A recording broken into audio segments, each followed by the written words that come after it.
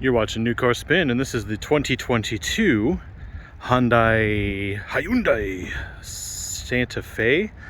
I always mix this one up with the Tucson, and that's for good reason, because they're pretty much both two-row SUVs. This one, though, has a really nice integrated headlight design into the grille there. And I drove the hybrid one a while ago. You should see that video. This one is different. This is the 2.5 liter all-wheel drive, and it's pretty well fully loaded. Here's the key. You can see you can drive it forwards and backwards while it's in a tight parking spot and stuff like that. Obviously there's remote start, and it is a weird remote start. I'll show that to you right now. Actually, lock it, hold that down, it'll start up. Exhaust sounds okay. I mean, it's not a sports SUV or anything. And as far as the trunk, I don't know if I can open it while it's oh, you can open it while the engine's running in remote start. Okay, power trunk lid, obviously. No third row, just like the Tucson. There is a spare. And we have power in the back. We can fold the seats from back here, which is nice, very convenient, very Audi-like. All right. Really cool too is, let me unlock the car. We don't have sensors on the rear door, but there you go. Here you'll notice, first right away, I notice heated rear seats. Really cool. Perforated leather for a reason, which is good to have in Texas. And I'll show you the roof in a second. No shades though on the doors. So it's not quite a Kia Telluride, which is a good thing. However, this interior, mind all the garbage down there, I have lived in this car for about a week. The interior is almost like someone had a last to leave challenge, and well, they designed it so that so they can keep their jobs, basically. Don't mind all the dust. That's basically what happens on a glossy surface. So just want to give you a little bit of reality here. Cup holders, auto hold on the brake, electric parking brake, different drive modes, auto on off for the engine at the stop, heated and cooled vented seats, heated steering wheel, park control cameras, really cool cameras too. Close. So we have all different views, which is nice to have. You can line up a trailer if you had to. Not that you could really tow with this thing, but it's good to have, like for a bike rack or stuff. USB ports, they're not USB-C, but they're there. They're also here in the back somewhere. I don't know, but there's rear air vents. It has a lot of features. We also have this button here, diffuse, which will send the air through these really cool vents over here and top and bottom. So it's really nice to have some cabin comfort in here. Basically, you know, as far as a Hyundai goes, this thing's really packed with features. And you can see this display here. I have this display mode set to that. You could change the setup somewhere. I don't quite remember. I think it's vehicle. And then we can go to cluster and then select theme. And then we can go link to drive mode. There you go. And then as you change the drive mode here, it'll change. There you go. So just really nice stuff. And in order to get back to that screen I was at, I went to cube. So that to me just seems a little bit more, I don't know, relevant to modern times. And that's kind of what most cars need these days, is just, you know, this design here, this waterfall effect, integrated vents, everything about it's really cool. We also have this one touch screen open, and then it's also a sunroof, so it opens pretty far back. That's very nice to have. And obviously power windows in the front that are auto, full auto, but not in the rear. They're power in the rear obviously, but they don't auto down and they're not auto up. I love this fabric, although in a couple of years it may look a little dusty or dirty, but still this design is so modern, and this is probably the best interior I've ever seen in 2021, and that includes the new S-Class. This feels so much like the S-Class, but obviously not material wise, the design. I could sit in here all day, and I do. However, the downfall on this car is that engine.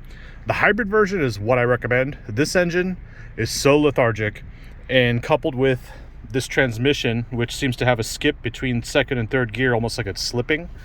I'm not sure if that's because it's been, you know, abused for 6,000 miles with a bunch of mommy bloggers and other kind of journalists. Well, mommy bloggers and then journalists.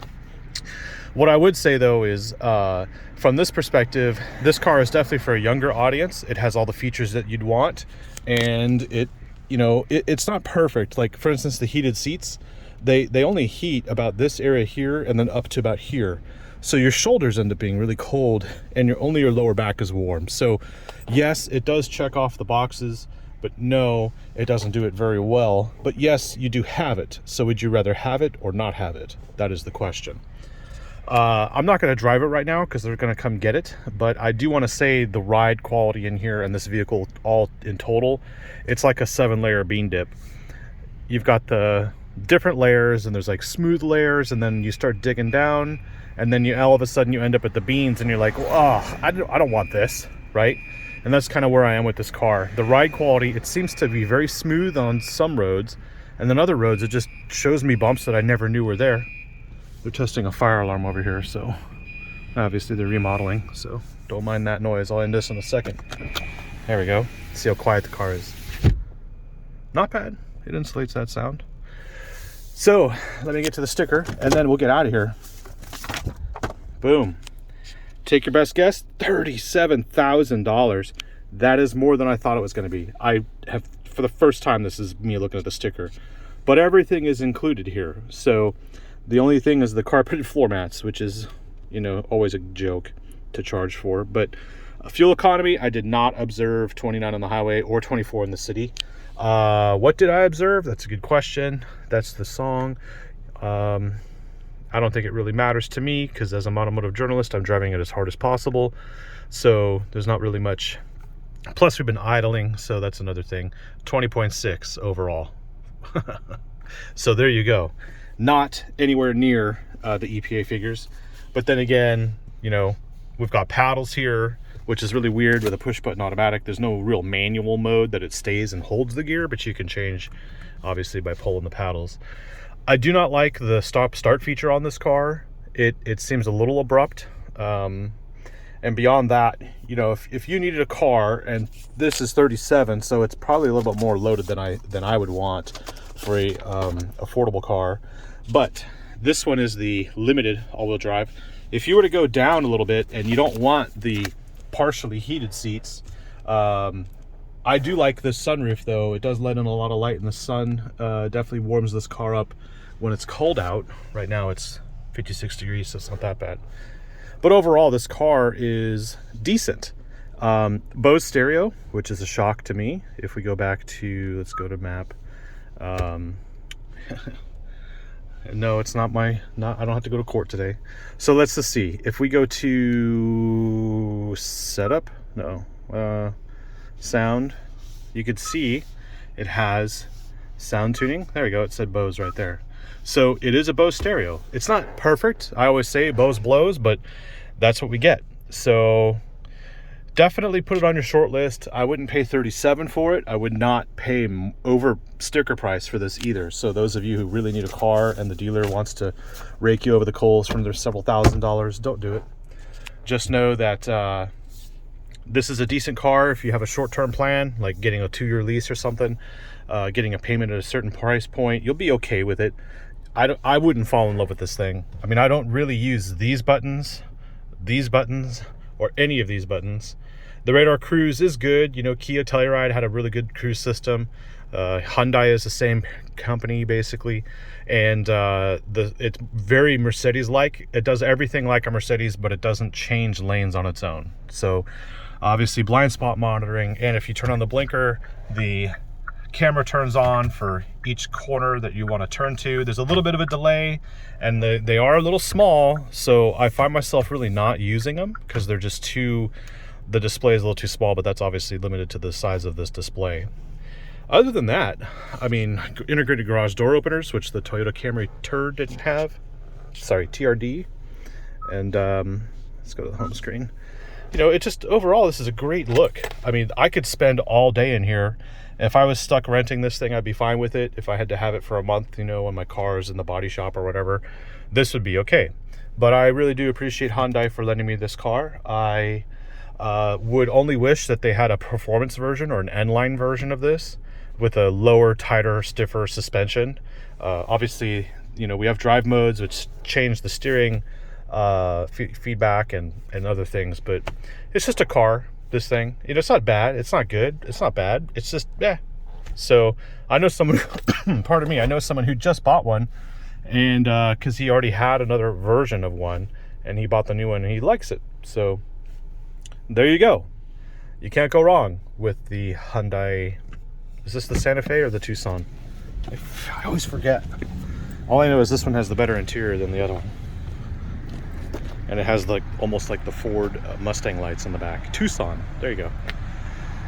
I have this over the Santa Fe because the Santa Fe was pretty much the same size, except the Santa Fe had a little bit of a bigger trunk but no third row, which is stupid. And then this one actually has much better seats than the Santa Fe. So if you're looking between the Tucson and the Santa Fe, definitely, hands down, no question, get the Tucson.